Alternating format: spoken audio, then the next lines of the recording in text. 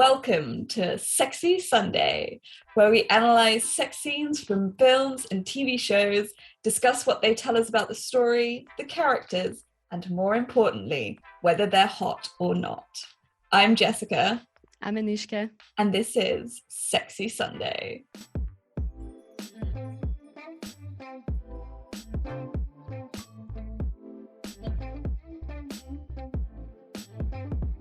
Today we're going to talk about will they, won't they in TV shows. So we're going to talk about couples who have a will they, won't they relationship, how they manage to, like, which ones work, which ones don't work, which ones they succeed at creating a good tension, and then, like, once they're together, is it fun or not? Basically, me and Jess were talking last time, and we were saying, why is it that every single time a good will they, won't they ends because the couple actually gets together, it becomes super boring, and all of their scenes become really annoying. So we thought it'd be an interesting thing to talk about. So yes, I'm excited. Exactly. What do you think makes a good will they, won't they? I think the tension building is definitely like the most important, because it's the whole point of a will they, won't they is that you need to care about whether they will or won't.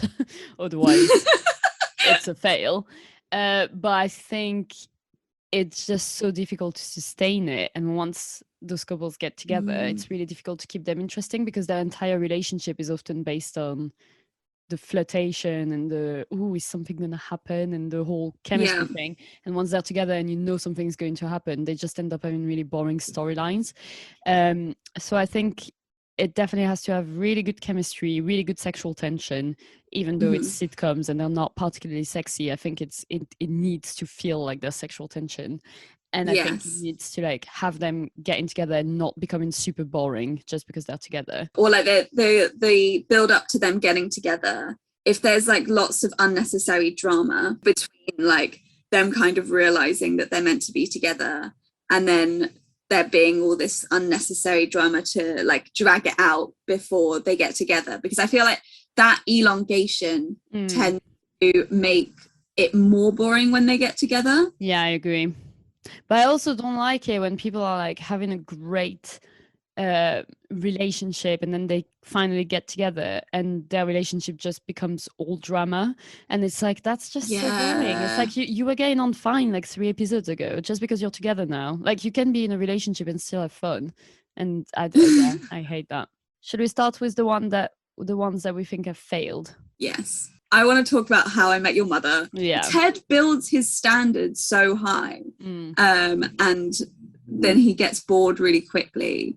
And you've sort of like built up this idea of who the mother is, like she's everything he could have ever wanted, that by the time you actually meet her, it's like you've had 7 or 8 seasons of build up, and then it just fell flat because she's just like a carbon copy of Ted. All of Ted's likes and dislikes in a person, and you're like, that's not real. And then like the big kick in the teeth, spoiler alert, but I guess no, like spoiler alert from 10 years ago. Exactly. That she dies, and it's Robin who was meant to be his love all along.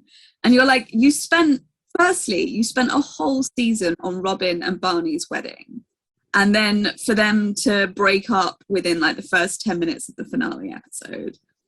And then you say, oh, well, I guess it's meant to be that Robin and Ted are together. Like, it was just, I know that they had a plan of who they wanted him to end up with at the end. But I just don't think that it worked, because by the time you met her, you had such high expectations of who she should be that she could never match up to that. And it was always through the lens of Ted, who's like, he's just a worse version of Ross from Friends. Yeah, I think they are definitely very similar. And I think the reasons I love Ross are the same reasons that I love Ted. Is literally only when we really make fun of them. Like, I found them hilarious when they're losing it. I found it hilarious when they're being ridiculous. I think Ross, like David Schwimmer, is just so good at playing someone who's like on the edge of having a massive breakdown. So true. Like the episode where they're all fine, you know, the one. Is just is so good at playing like absolute desperation and completely losing it and pretending like everything's normal and okay. And I think in a sort of similar way, Ted is quite good at that as well. Like the episode where he gets left at the altar and then you see him like the next episode and he's like, yeah, I think in the end, now that I have had time to process it, it's all just like things happen for a reason. And everyone's like, it happened like 12 hours ago. Like you'll just be like, completely losing it as well. And I think Ted is really, really funny when everyone makes fun of him for being a douche and being like super pretentious. And also he's a massive hypochondriac. And I think that always makes me laugh. I relate so much to him. So I think those moments, I have a lot of affection for those kind of characters. But obviously, if I knew them in real life, but I kind of feel like that about every character of sitcoms. Like if I knew them in real life, I probably wouldn't like any of them. They're all sitcoms are particularly like not stereotypical, but like characters are real caricatures. Yeah, and they kind of have to be. I think that's also a thing with like a will they won't they, is like in a sitcom your character only has so much space to develop, because if they evolve too much then they become unrecognizable. And if you were to pop in on an episode, like if they're just shown on like Comedy Central or something on TV, where you just get a random episode, you'll be like, I don't know who this character is. So it is understandable that like obviously they can't expand. And that's also the problem with like long running shows, is they become so two-dimensional. Is your will they won't they that you're talking about in How I Met that you don't like, is it Ted and Robin? I guess it's like Ted and the mother. I can't remember. I can't even remember her name, and like a bit of Ted and Robin, because I'm also I was pissed off when that reveal happened, because this isn't like Pretty Little Liars kind of show where we expect all these twists and turns that are ridiculous. It's like, this is a sitcom. Don't do a rug pull like that and expect us to be okay with it. Yeah, agreed. I actually have a problem with all of the will they won't days in How I Met. I don't like the one with the mother. They dragged it on for too long, which I understand. I understand that to them it wasn't actually the point of the story. The point of the story was Ted and Robin, but it's really misleading when the whole title is How I Met Your Mother and he spends years and years and years talking about the mother. Exactly. And like building it up and being like, oh, and then I met this woman. Is that the mother? No, it's not the mother. Yeah. It's like it's a bit frustrating. And then I don't like Ted and Robin. I don't like them together. I didn't like the will they won't they in season 1. I thought it was so obvious from the start that Robin is not interested in Ted, and Ted likes her so much more than she likes him, and that's obvious the entire show.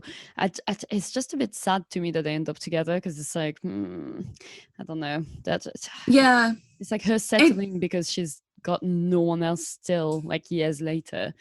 And exactly. And I think there is a side where it's like she didn't want kids and now Ted has his kids. So it's like that kind of pressure that was an issue in their relationship is gone when they're older. But I don't know. I still feel like they're not on the same wavelength. Like they're just not, I don't know. And then I really, really, really loved Robin and Barney together. And I think I love them together. I think that, well, no, Lily and Marshall are the best couple, but they're close second in my opinion. I thought they were really good. And I think the will they won't they. So it's a little bit different because it starts when they have sex. So it's not as much of a will they won't they have sex. It's more will they won't they date. But from the moment they have sex to like the whole season where Barney has feelings for Robin and you don't really know whether it's going to happen or not, and then they do get together, I really, really liked, because I think they have so much more chemistry than Robin and Ted, and I think Robin and Ted have no sexual chemistry. Like they've got no sexual building. They feel like they're siblings or really good friends. Yeah, exactly. It's not, to me, they're not like, I'm not looking at them being like, oh, they look like they want to rip each other's clothes off. Whereas I think with Barney and Robin, you get that a lot more. And I think I really like the moment from the time they have sex to like them dating. And then as soon as they date, they completely destroyed them. Like literally made them people that they're not at all. I thought that was such a shame. And then when they do get back together, it's completely out of the blue. Like there's a bit where you can see Robin fancies him. Like I quite liked it during the entire show. I think there are like moments where it's like Barney fancies Robin, Robin fancies Barney. Like to me, they're way more. I know there's like moments with Ted and Robin, but it's basically just Ted fancying Robin and Robin rejecting him. Like there's not really a two-side to that story. Whereas with Barney and Robin, it comes from both of them, and timing is always off. And I found that way more interesting to watch. And again, that's true. Their sexual tension is way more apparent. Like it just builds up more. And their personalities are quite similar. Oh yeah, they're so good together. Yeah, like they really do play off each other, and it does make sense because I swear that Robin's also kind of a committophobe as well. Yeah. Yeah. In that second relationship that we see them in, I think they did manage the will they won't they, because they're finally together and they're still fun, they're still interesting, they still have a nice time together, they've still got their personality, but then they obviously fucked it up completely by making them get a divorce like straight after. Yeah, which it just made it made no sense, and it was frustrating as a viewer because you're like, you have literally spent an entire season on their wedding. Yeah, and then it really pissed me off when the day of the wedding, like Robin's having a freak out and she's like, no, I should marry someone like Ted, blah blah. It's like, no, this is bullshit. She would never think that. She never wanted to marry Ted even when she was dating Ted. Like this is it's clearly just the writers being like, oh no, but we want her to end up with Ted, but they obviously got sidetracked with Robin and Barney and they made them so much better, which was clearly a mistake on their part. Okay, so another one that I think they failed at is Brooklyn Nine-Nine. Ooh, controversial. I feel like Andy, no, that's his real name. What's his fake name? Jake. How could you forget? Blasphemous. I know.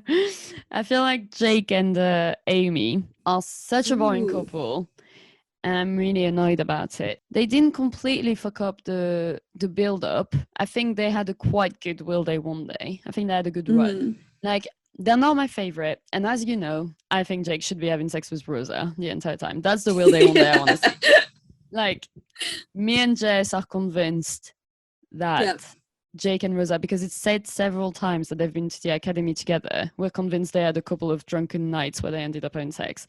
And there's no way they didn't. No, exactly. Some sort of, not tension, but there's some sort of camaraderie ship between them both where they know each other quite like in a more intimate fashion, where I'm like, I just feel like that'd be such a better match because I don't know. With Amy, it's just the classic like, oh, the messy unorganized guys who's with the girl who's super anal. Like, okay, we get it. Like, it's super expected. No one cares. With Rosa, it'd be such an unexpected thing, but it still makes sense because Jake clearly loves to be mistreated, and she would definitely like dominate him and mistreat him in bed. Like every single time someone treats him like shit is always making a comment about how turned on he is.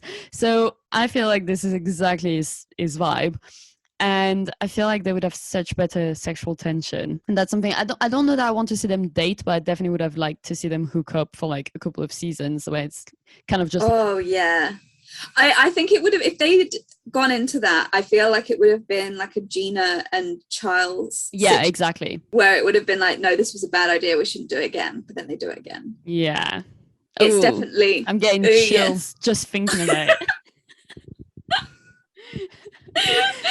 Brooklyn Nine-Nine writers, we are here. Like, we are hireable. Let's do a reboot where Amy does not exist and this happens instead. I don't know, Jake and Amy, I thought they had quite a good build-up. Like, there are episodes where I was I was happy to watch them flirt, and I was happy to see where I was going.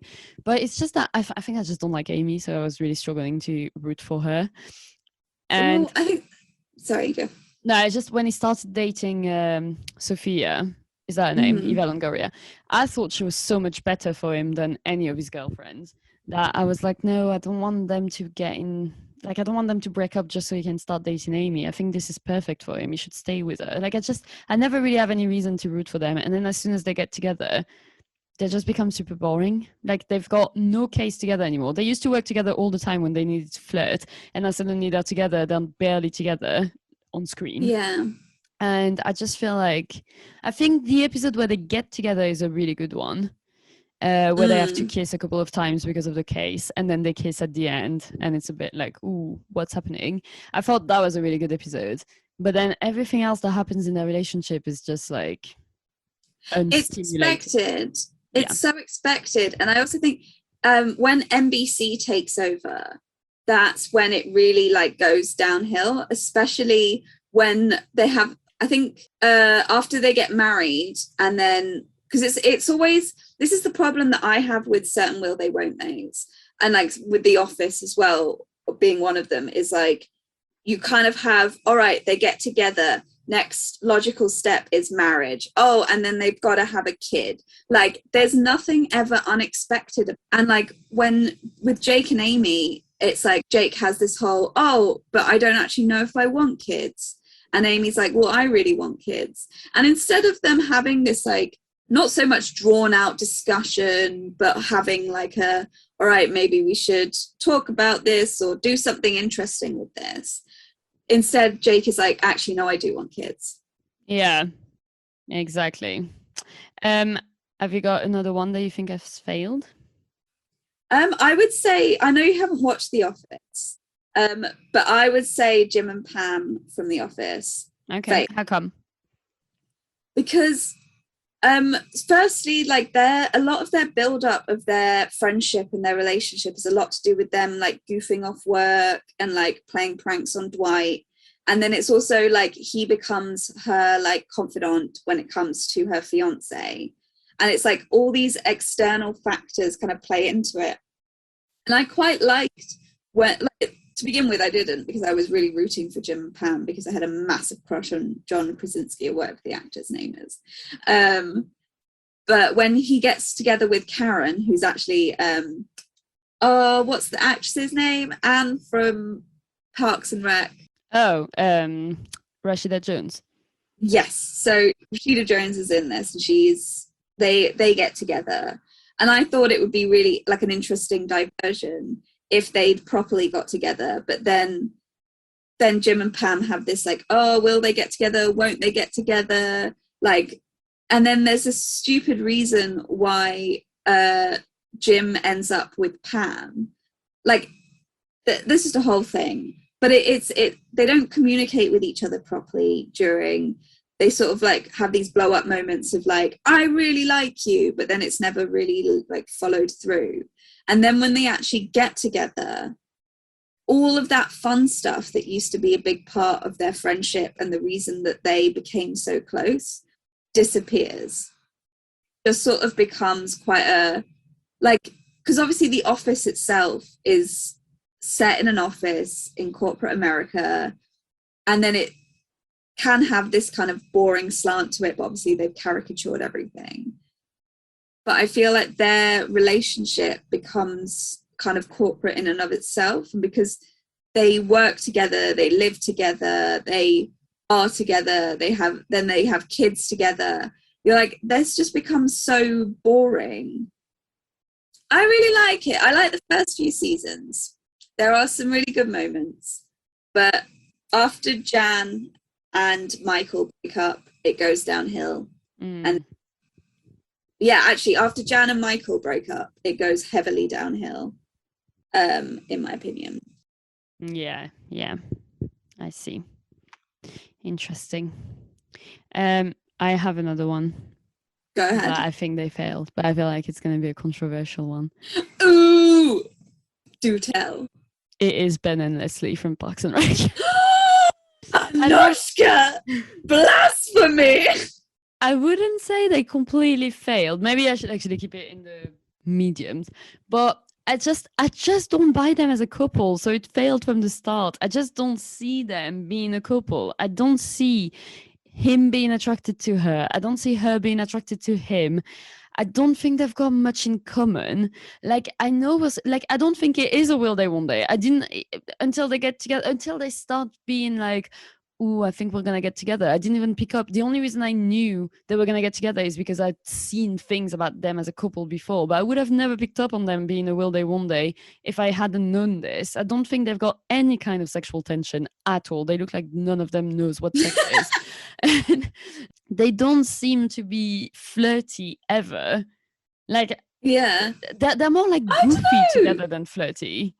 But I think that's their personalities. Like, that's why they get on so well. Yeah, but I don't buy it. They have that goofy. No, I think you just don't buy it because she, like, I think since you pointed out that she looks very much like a mum, as in Leslie. Yeah, like, I think Ben looks like a guy in his late 20s, early 30s, and Leslie looks like his mum. But it's funny because in reality, isn't Adam Scott older than Amy Poehler? No, I think she's older, but just like a couple of years older or something. Not like 25 There's years. not a like big. Yeah. No offense to her, she looks great. Like, that's nothing to do with her. It's just I think they're giving off such different vibes. I don't know, because they both have this like geekiness to them that I think sets on really well. And then they both, like, for whatever reason, love the American government, or like, I see that. But in terms of their geekiness, I don't even feel like they're particularly on the same wavelength of geekiness. Like, it's not like they're both Star Wars fans. It's not like they're both like, I feel like they're both geeks, but in different ways. And I don't really actually see them. I see him bending to what she likes, like doing what she wants to do a lot. And I see her doing that a teeny tiny bit, not as much, but I don't really see them having something that they both, I know what you mean, they both love the government, they both love politics, but I mean, a lot of those people do you know what I mean? Like Chris also does, and I don't think they should have sex with Chris. Like, it's not, I don't know, I just don't, I don't mind them as a couple. I don't want them to break up. I like them both individually, and I don't mind them together. And I actually do think that in terms of the will they, won't they, can they still sustain an interesting relationship once they're together, I think they have managed that, but I think it's mostly because they were so uninterested when they weren't together. If anything, I think they become more interesting once they are together. So actually, it's a raging success. But I just don't see them. Like, I was so not involved or invested in their will they, won't they. I literally did not care whether they were getting together or not at all. That's so funny. But I do still think there's an element of like, will they, won't they, that's like slightly different because they can't get together because of work things. But see, that should be really hot, and it wasn't hot. Like, it wasn't really exciting. I guess it wasn't hot. So wrong. It was more cute, and I guess that's why I liked it, because it was kind of cute. And that's probably why you hated it. Yeah, probably. It's probably well there in my failing list. Do you have any others that you want to talk about that you think are bad? I think let's move on to the next. To the average.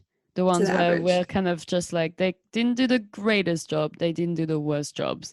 Mm-hmm. Okay, do you want to start? So this might be a controversial one. Just copying me now, but okay. Well, really, I am. April and Andy from... What? Yeah. What? Yeah. So, hear me out. Okay. They drag it out annoyingly. Yeah, I agree with that, actually.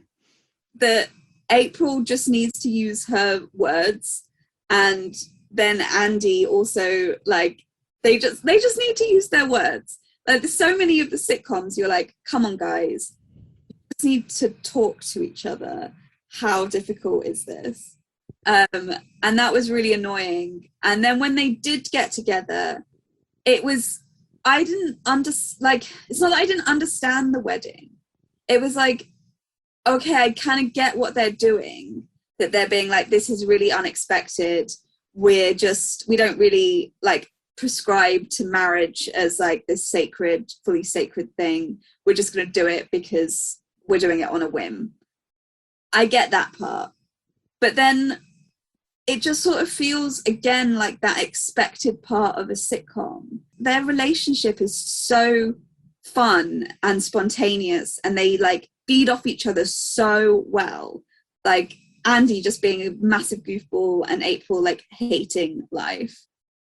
To them go, okay, they're married and now they have kids. That's how it kind of finishes off. Yeah. And like, that to me of a will they won't they, I guess, of the long term. That's not what I wanted from those characters. I think it would have been so much more unexpected if none of those happened. Like, I think the marriage, I can sort of like get past it slightly because they do just do it because it's like, we're doing this on a whim. But as like a long thing, I'm like, guys, you didn't need to get married. Could have just done something else that was like stupid and spontaneous. But I love the marriage. I think the wedding is great. And I love the fact they're married because I think considering their personalities, that's what's unexpected. I think it would have been really expected for Andy and April to be like, no, we're not getting married. Like April being like, married people are lame, grown-ups are lame. I think it's great that they're married because it's so against what you think they would do. I agree that they did drag out their are they gonna get together or not period a little bit. That was a bit unnecessary, but still I feel like I really enjoyed the episodes. I didn't like the episodes between the time where they kiss and he says they kissed Anne and they get together. Yes. That was unnecessary. I liked everything before that, where you didn't really know whether they were gonna get together or not. I think they had like really good flirtation. And also we say like just use your words and blah blah, but with their personalities, it's not that unexpected that they would be like this, because April is obviously never going to say how she feels and Andy's just a babbling idiot. So it's not like any of them is going to be like, wait, let's do the right thing here and use our words and express our feelings and emotions. Yeah, you have a point there. They're just my favorite couple of Parks and Rec, and I just love them so much. I don't know because I've not finished it, so I can't really. From where I am now, I would definitely put them in the ones that they did right, because I definitely don't think they become boring once they're together. I don't think they lose their personalities. I think once they're together, they're still very much April, who hates everything and is like a certain way. And they didn't do. What I love about them is that they managed to succeed where they failed with Rosa. They gave April a relationship where you can tell how much she loves Andy. She tells him, she shows affection, but she's not becoming this mellow, I'm full of feelings person who then tries to go back to like, no, I'm also a badass. And it's like, well, we don't believe you anymore. We've seen what you're like. Yes. But April still manages to like stay exactly the same. Even when she's showing her feelings and emotion for Andy, she shows them as April would show them, as you would expect someone like April to show them. She never loses her like mardiness. And I think they both keep their personalities completely. They still have really good stories together and separate once they get together. I think to me it's a huge success. I would definitely agree in that way that is a success, because April, I feel like their characters become more three-dimensional when they get together. Yeah, I agree. Because they enhance each other in these like really weird ways, because they're both really immature, but they're like they're just trying to be adults, and they sort of like feed off each other in these very entertaining ways. Like with Leslie and Ben, I'm a bit like, I don't mind them once they're together, but I am a little bit like, okay, it's just like Ben doing something for Leslie, Leslie doing something for Ben. It's very classic. Like they're very nice and well-meaning people. With Andy and April, even when they're doing some nice things for each other, I'm still like, oh, this is probably going to be fun to watch. Yes, yeah, I think I would agree with you there, because they are always fun. So basically, I reject your proposal, and I'm bumping them up to definitely a good one. I actually have one from Parks and Rec in my average ones. Ooh. It's Anne and Chris. Interesting. First of all, I can't believe how wrong I was about Anne and Ron. I really picked up on something on a vibe between Anne and Ron, and I really wanted to be right about it because I really think that would have been hilarious.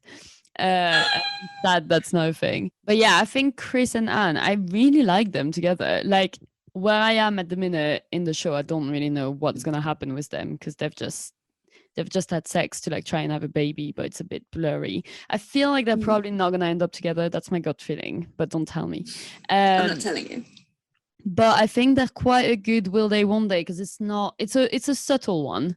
It's not like they're not hammering you with it. It's not the main will they won't they intrigue of the show. Yeah. But I think considering it started in season 1 and in season 5 it's got a bit of a revival, it has a little bit of it's always kind of in the background. Like I feel like Chris has definitely been fancying Anne for a few episodes now. Yeah, like I think he's ever since he's gone to his therapy. Yeah. Dr. Richard Nygaard. I see him 5 times a week. He's definitely like, you see him having more of a crush on Anne. But also, since you like mentioned before that, well, not in this podcast, but through my own personal podcasts from your voice notes, how Anne, they don't really know what to do with her character, and her like kind of character shifts and changes all the time. I've really noticed it in my rewatch that she just like, she's just there. So yeah. Do you have another one? Oh no, wait, I've got it. This might be a controversial one again because I feel like this might be in your It's Good. Okay. But Dylan and Evie from Lovesick. Yeah, that was gonna be an average one as well for me. Oh, fair enough. Because we rewatched this recently, and I do feel like the build-up is really good. Yeah. The way that the show is written is really clever. But then when they get together, there's unnecessary drama. As soon as they get together, it's suddenly like there's this massive load of awkwardness between them. Yeah. And it's such a shame because you're like, no, you guys are meant to be best friends. And this should strengthen whatever sexual escapades you have. And then there's that unnecessary drama with some guy that she dated at uni in the final episode, that it just doesn't feel like their relationship has anything to stand on by the end of it. Yeah, I think it's I agree completely. I think the build-up is so good. The first 2 seasons are so good. And I think they're such a good will they won't they. I really like the fact that they have sex pretty much from the start. Yes. And I think that takes some of the tension out. And I really enjoy being like, are they going to get together or are they not going to like date? But as soon as they get together, it's like I was so euphoric when they finally get together. And then it's been such an anticlimactic relationship. It's like they forget again. It's like everything that make them so good at flirting, being best friends, hanging out all the time, just suddenly disappears. And they're like full of doubts when it's like, I've watched you guys being in love with each other for 2 seasons. Why are you doubting your feelings suddenly? You finally get what you want. And I understand it. Obviously, getting what you finally want is super scary because then you've got something to lose and stuff. But I feel like we deserved at least a couple of episodes of blissfulness. 100%. We didn't get any moment of blissfulness from the morning after they are uncomfortable. Can I move on to my next average one? Go on then. Ross and Rachel from Friends. Ooh. I don't think they're terrible because I think they provide a lot of entertainment. Like, having watched Friends my entire life, I don't actually really care about Ross and Rachel anymore as a couple. But I did used to really, really want them to be together when I used to watch it as a child. And I feel like they did a really good job at, considering that they break up in season 3 and they do not actually get back together as a couple until the very, very, very end. Like they oh my God, yeah. They have sex a couple of times. There's like moments where they're flirting, moments where we don't know whether it's going to happen or not, but they're not actually dating for like a really long time. And yet they still feel like this is the main, apart from obviously Monica and Chandler, because they're a lot more solid, but they feel like they're the main attraction basically of the show in terms of relationship. I think that's really well done. Like they managed to keep the tension. And I actually believe Ross and Rachel as a couple, even though he's really nerdy and she's really fashionable, even though it's like basically the popular girl from school and the geeky older brother. Like I know that they're not supposed to be a couple like that you believe in, because they don't seem to have anything in common.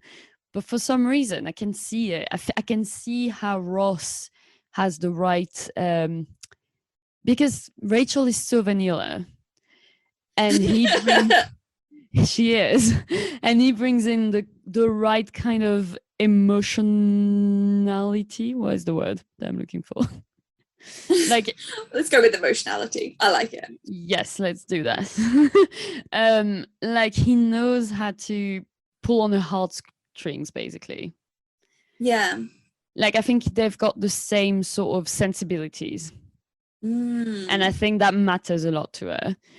And then obviously she brings the cool factor that he's always been in love with her, and now suddenly they're together. Like I think he still puts her on a pedestal and still thinks of her as like the girl that could never even be interested in him.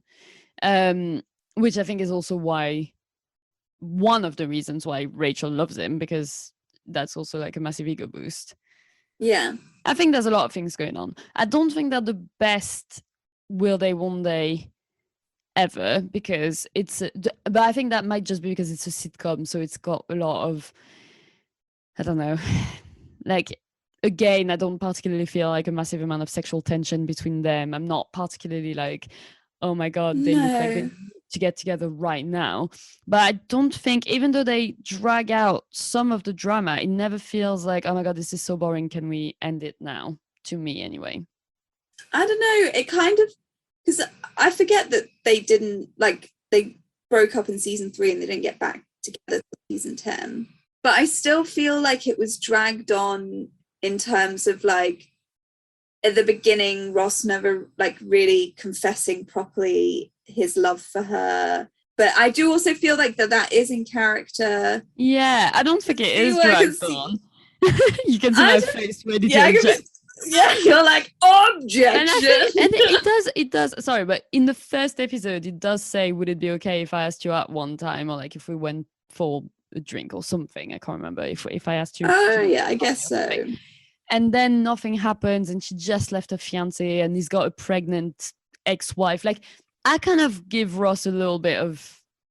Oh yeah, I forget he has a bit kid. Of slack for that. Yeah, I think there's a lot going on in both of their lives. And it's not, and he's about to tell her, and then she meets like Paolo, and she gets back together with her ex-fiance for a little bit, and it's just, everything's a bit confusing. And I kind of put myself in Ross's shoes when it's someone who's just left her husband at the altar, like her fiance at the altar, and so she's not necessarily in the best place to like decide to get on board with something that obviously for Ross would be a massive relationship, and not just like, let's have a bit of fun for a couple of months.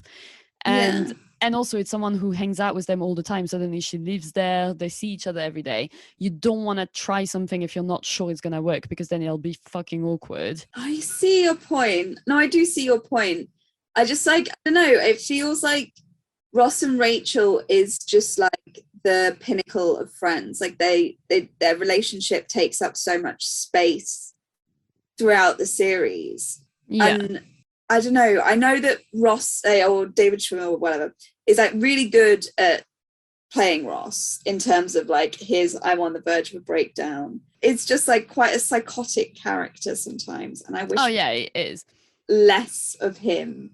I also, my note on Ross and Rachel is in capital letters, she should have stayed on the plane. Like, in my opinion, she should have gone to France and started her new life.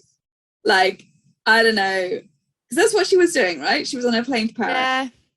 But I don't know. I kind of disagree. Like, I think it's obvious Ross and Rachel want to be together. And I think she's going to be happier being with Ross than being in Paris on her own. And also, they've got a fucking 2-year-old, like, or 1-year-old. Like, how is this going to work? The 1-year-old is going to be on an 8-hour plane, like, every couple of weeks to see both of her parents. Like, I love it. They're like, oh, this is not an issue. That's I know true. a lot of people have massive issues with Ross being jealous and complaining about the fact that she's working too much. But I actually like, I think Ross is psychotic in so many ways. I disagree with the way he thinks so many times. I actually really, really, really support him in this. In terms of like, she works too much. I can see both of their sides, but I'm not gonna pretend like I don't understand Ross being a bit annoyed that he never sees his girlfriend. Like, that's fair enough. When you're in a relationship with someone, you expect them to have a little bit of time to spend with you. And if my husband was never, ever, ever available because he had work all the time and couldn't even have like an hour free for our anniversary, I wouldn't do what Ross is doing and like crash his workplace and bring a picnic. And that was completely stupid. But I also don't blame him for being like, well, I understand this is super important to you, but also our relationship shouldn't just completely not matter anymore just because you've got something else happening. Like, when you're in a relationship, you have to balance out your relationship. That's and your true, work but life. there was also him getting obsessed over over Mark. Okay, I'm really going to defend Ross on this one because he was 100% right.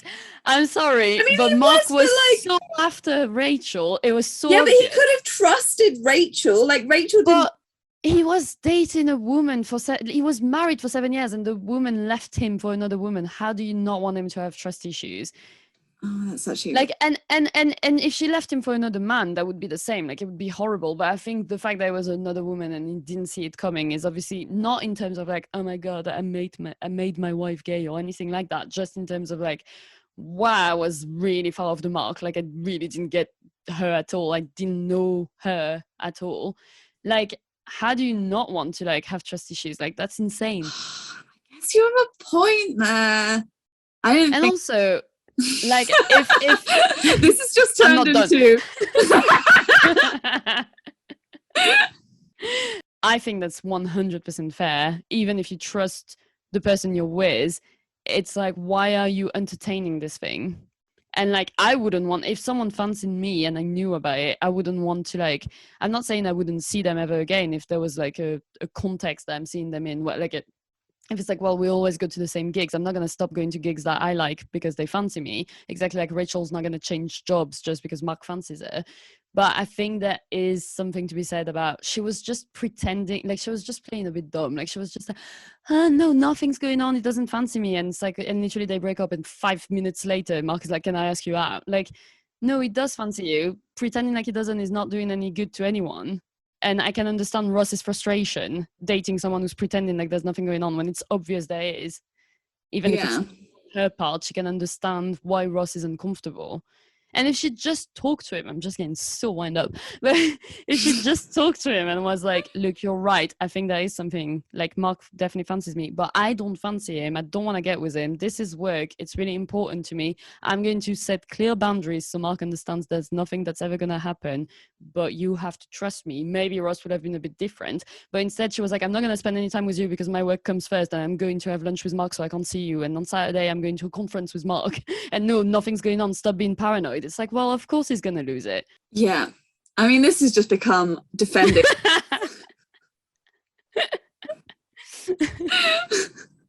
And he's not even my favorite character or anything. I'm just... oh, you're getting so wound up about this. You're taking off your jacket. I have to take off my jacket because I got so wound up I got really hot.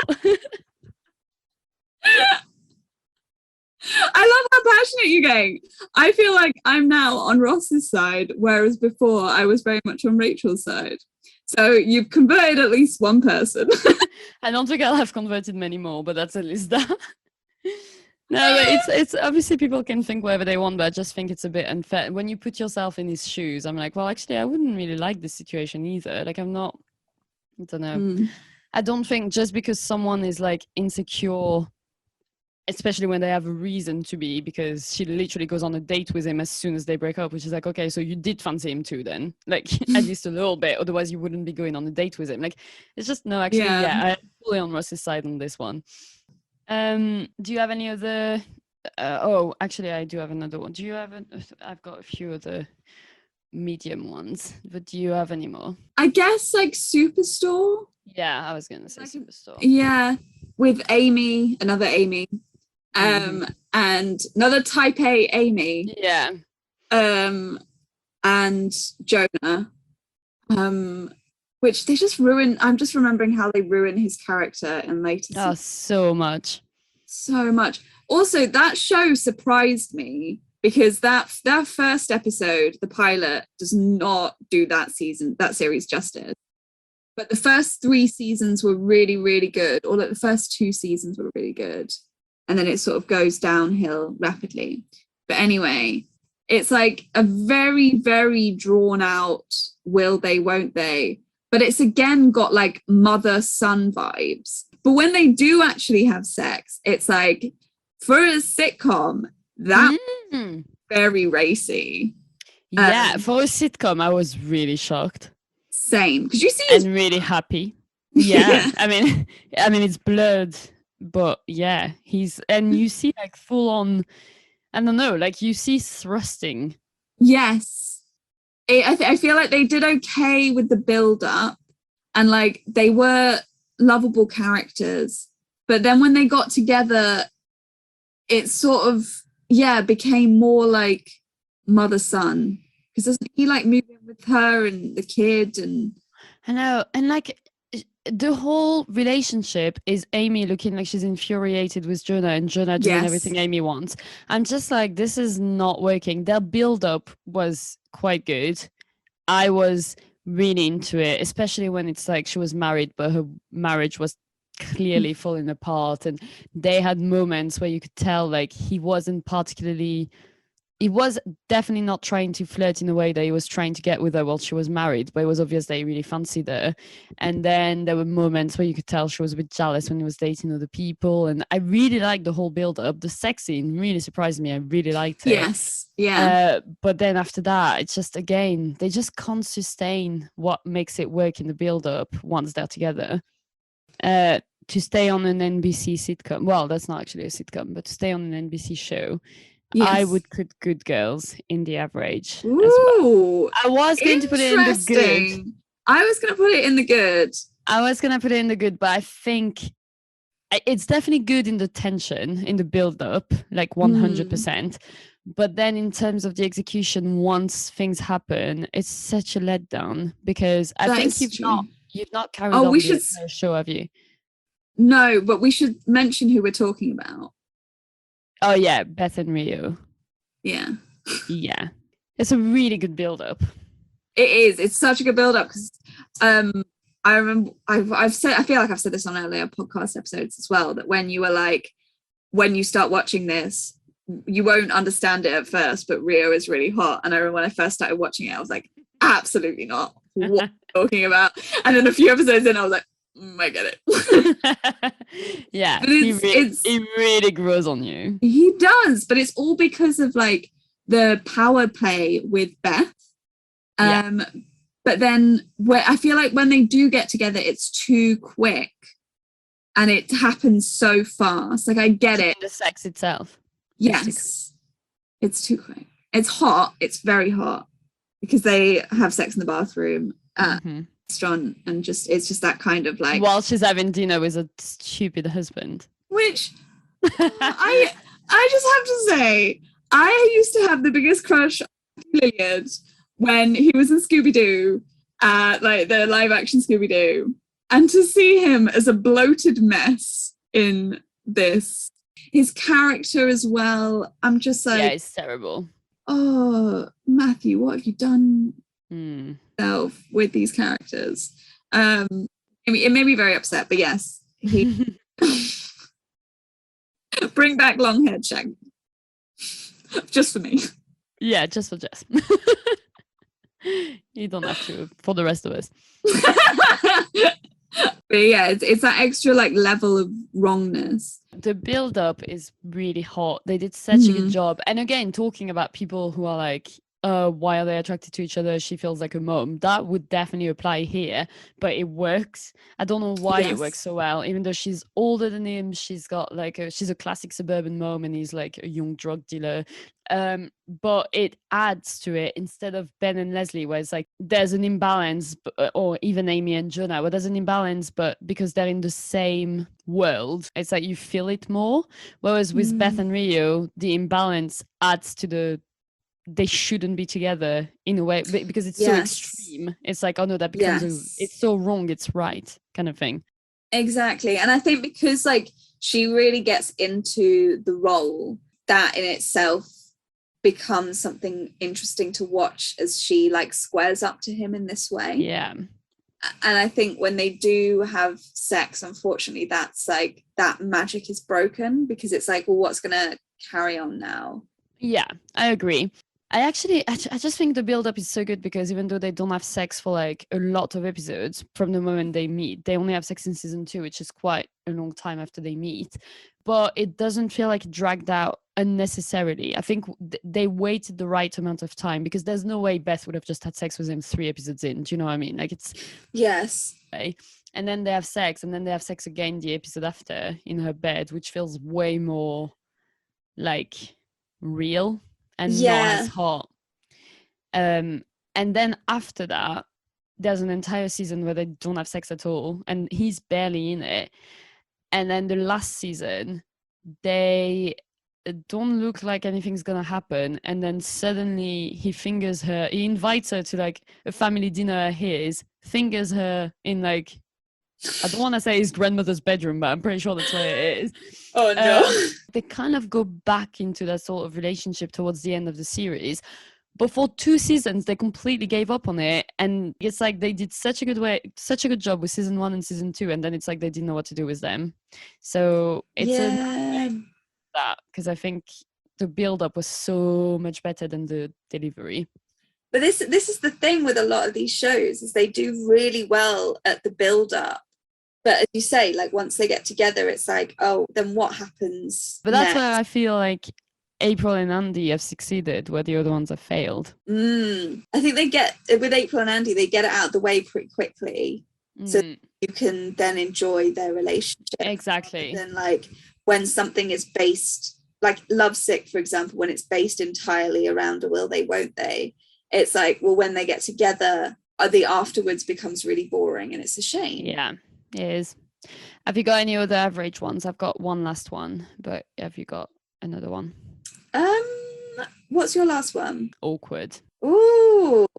See, I would maybe put that in the lesser one. Like, it doesn't really, or it does actually. No, I feel like I might put it in the average. It gets to a point, like, I think it's been ages since I've watched Awkward, but I remember the point when I stopped watching was when she was with Jake, and then she was like, actually, I really like Matty, but actually, maybe I really like Jake. And then it kept just being this like going back and forward between the two, and it just felt like she could never decide. And it also felt like the writers couldn't decide who they preferred for her to end up with. And that was really annoying. Is that when you stopped watching? Yeah. Oh wow, there are so many more seasons after that. Yeah, kind of like I said with Lovesick, I think I really like with Awkward that it starts with them having sex. I think will they, won't they relationships are definitely more interesting somehow. Well, I like it when they don't have sex straight away, because it builds the sexual tension a little bit, but I think you can still have sexual tension when they're having sex, but it's more fun to watch whether they're gonna date or not if you see them having sex the entire time. But I think with Matty and Jenna, they did quite a good job at building it up, and then they lost their way when she started dating Jake. And then when they get together, they finally start dating, and then that's the most frustrating thing to me, because Jenna was so sure she wanted to be with Matty, and almost literally as soon as they're together, she starts having doubts again. Very Lovesick. Yeah. And that, to me, it's a fun show, but when I want to watch what I like about it, I just watch the first season, which is just Jenna fancying Matty having sex with him, but he's kind of the cool popular guy who doesn't want to commit to a relationship. Yeah. Should we move on to the ones that succeed? Sure thing. Okay, what's your first one? I would say Ted and Alexis from Schitt's Creek, like the second time around, because I feel like they do a really good job of, it's more the romantic tension that they build, where they start to build a friendship, they start to really like care about each other in other ways, and you have the will they, won't they, because he's with someone else. Yeah. Alexis is like, oh shit, I've actually got feelings for someone. I don't usually have feelings for people, because she flips from one person to another. And then when they do get together, and they, like, I feel like they really blossom. And also I love how Alexis, like some of Ted's bad humor rubs off on Alexis. Yeah. And I will also say, like, even though they break up, I feel like it's done in such a good way. It's like that heartbreak of like, we helped each other get to this point where we can both like go our separate ways, but it's so heartbreaking. Like they still care about each other so much. And I think it's done really well because you don't lose the characters in the relationship. I agree. And the build-up's done really well because obviously you have like they've already been in a relationship and Alexis has been really shitty to him, and then Alexis herself has experienced some growth. Ted has experienced some growth, and yeah, I very much enjoy their relationship. I agree 100%. I would also put Mutt and Alexis in there because, to be honest, all the Schitt's Creek couples, like I think Patrick and David as well, like yes. I mean, Patrick and David are... Sorry, I can't not. I feel like they were smaller, that they were shorter will they, won't they? Like it's more like a normal, they're meeting and they're not having sex straight away. I feel like because David isn't sure if Patrick is is gay or not. Yeah. Exactly. So he's like, no, he's just being nice. No, he's just being friendly. Yeah, that's true. So I feel like there's definitely an element there. But I think, their whole David and Patrick are just really cute. Yeah, I love them. I don't know. I just think it was really good. And with Mutt and Alexis, I thought the build-up was great. I mean, that's what got me into the show to begin with.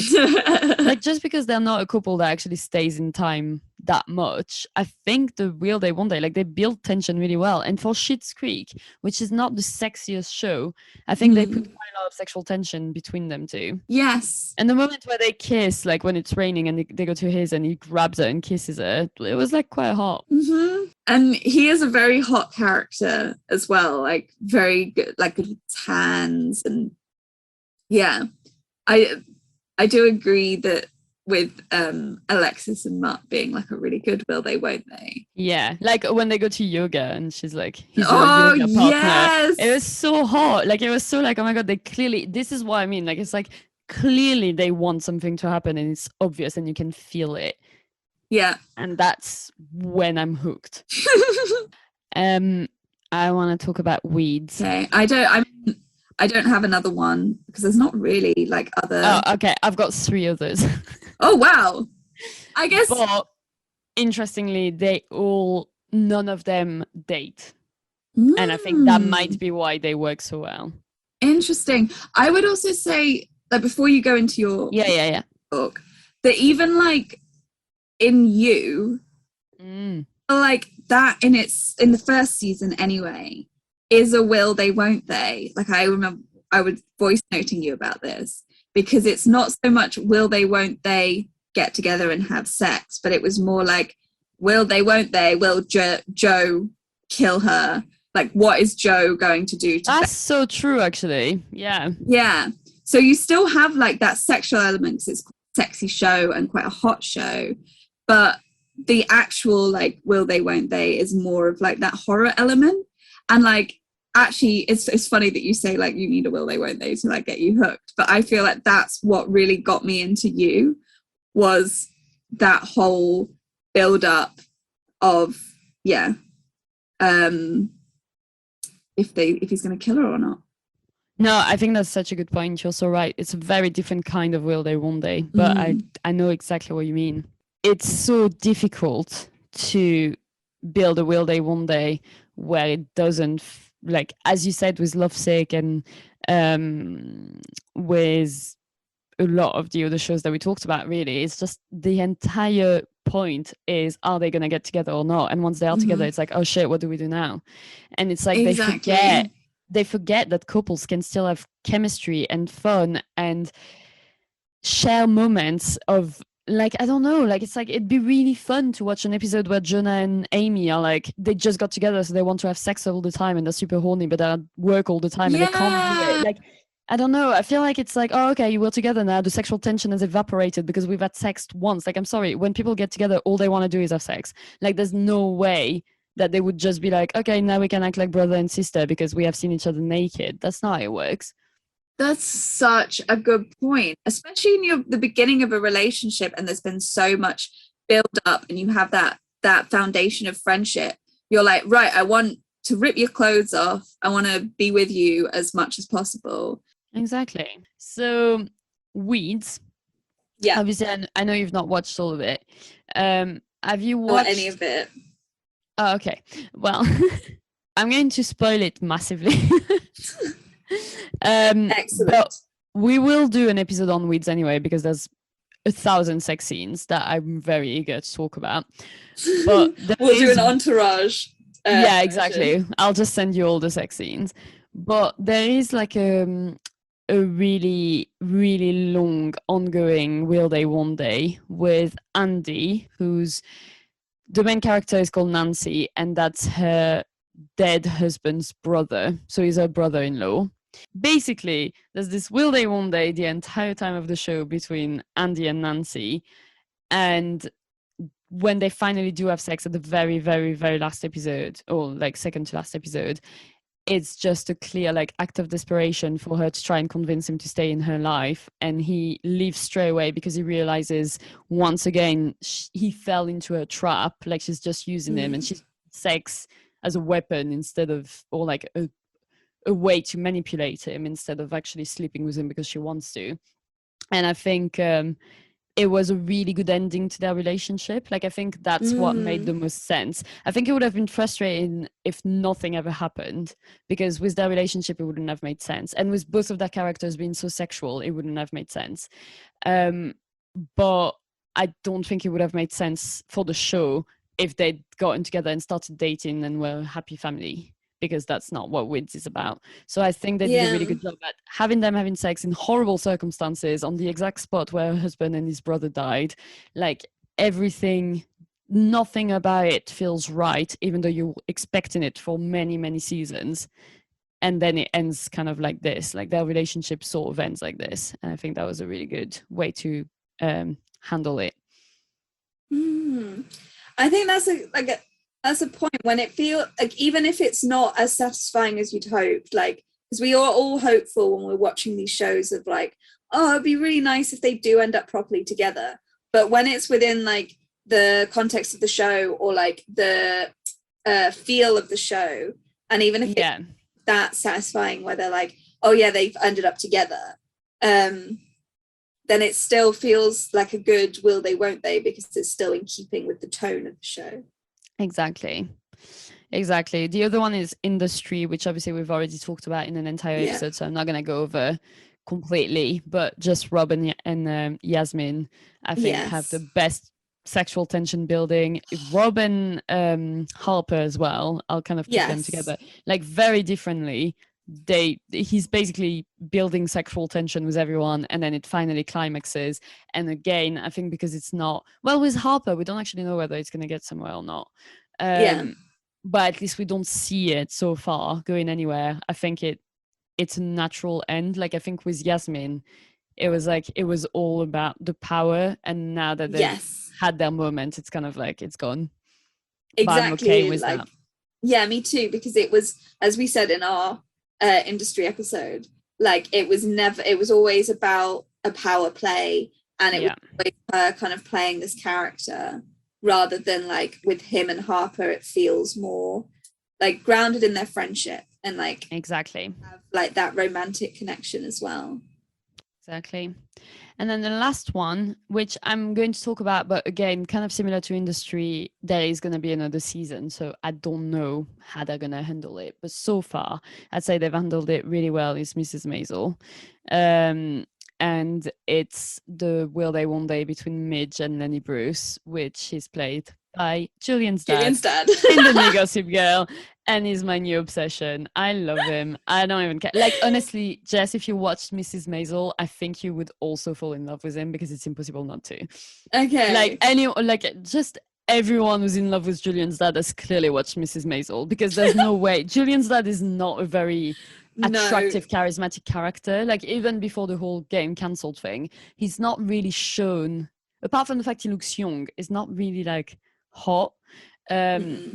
Whereas in Mrs. Maisel, he is hot, but also it's the character he plays. So Lenny Bruce was an actual comedian in real life. And so he impersonates him and he does it so well. But he's got this real, like, I don't know. And he's such a good actor and he's so attractive.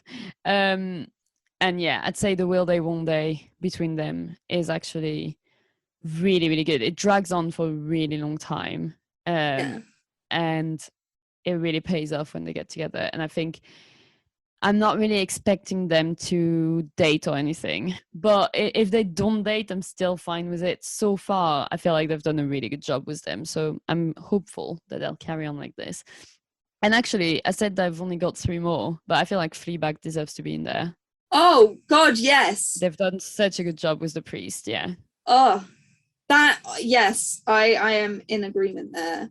Because, which obviously we've also got an episode about. Yes. But, yeah. Because I love as well that the season, like, it ends when he's like, it's God, it's not you. And then this ends and she's like, nah, like, you're not in my world anymore. Like, this is my world. You stay behind. So I feel like it does really well of building up the tension so well. Like, just another moment for fuck you calling mother, like it doesn't turn you on, just to say it. We'll always have time for this line. Always. And then them actually having sex, to it not working out because he's a priest. Exactly. Yeah, I think it's kind of like I was saying with Weeds. It's sad and it's frustrating. That's not what you want, but it's what makes sense for the show. Exactly. And it is the better option. Like, even though it's not what you want as a fan, it is better storytelling for them not to end up like happily ever after. Yeah. How, like, out of all those couples, all the ones we talked about, the good ones, the average ones, the bad ones, who would you say has the hottest sex scene? Ooh. Obviously, a lot of them don't have any sex scenes. That's exactly what I was going to say. All I can think about is a hot priest right now. Yeah. But I wouldn't also, say he's got the hottest sex scene. No, I'd say like Rob with Harper has. Oh yeah, I forgot about them. Of course, yeah, that would probably be them. I was gonna say Jonah and Amy because I forgot that industry was in the race. Of course. I mean, sitcom. That is really hot. For a sitcom, I'd say Beth and Rio. Actually, NBC must be a bit more liberal than I'm picturing because they do like the Jonah and Amy one is racier, but I was still surprised for Beth and Rio to have sex in the toilet. We saw more than I thought we would. Yes. Yeah, but I think because Good Girls is more of a gritty show. That's true. It was less than expected. Yeah. Yes, exactly. Yeah. But do you think, like, in terms of the will they, won't theys, do you think there can ever be like after they get together with so much build up, like what would be a good continuation that all these ones that have fallen into the pitfalls?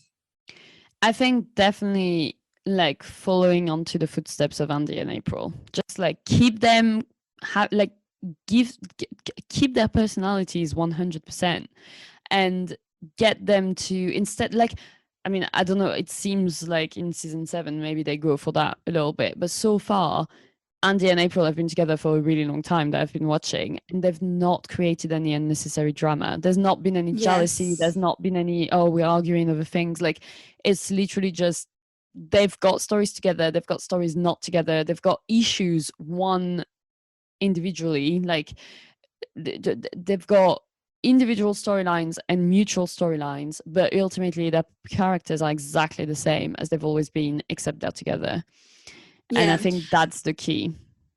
I agree, because it's also they keep their sexual appetite for each other. Like when April is with Ben in Washington and Andy and Leslie come to visit and they're like, we're going to go have sex now. It's like there's that, they still really each other. Because as we've said, like some of the people, it's like when they get together, it's like they don't want each other sexually anymore. But to be honest, I feel like Amy and Jonah were entertaining to watch as a build-up, but it doesn't really look like Amy ever fancies Jonah that much. No, she's sort of like, as you say, annoyed with him. Yeah. Like, yeah, just he's in her way all the time. Like, you don't actually see her being like, oh, he's so hot. I wish I could get with him. They really fucked up with that. They did. Anyway, who do you think has the best sex out of all the couples we talked about? Jake Peralta and Jake Rosa. and Rosa. Yeah, that's what I was going to say. 100%. I feel so bad for them. They've never got to experience it. I know. No, they do. It's in the subtext. Yeah, definitely. They would definitely have the best sex. I feel like they would be so to each other.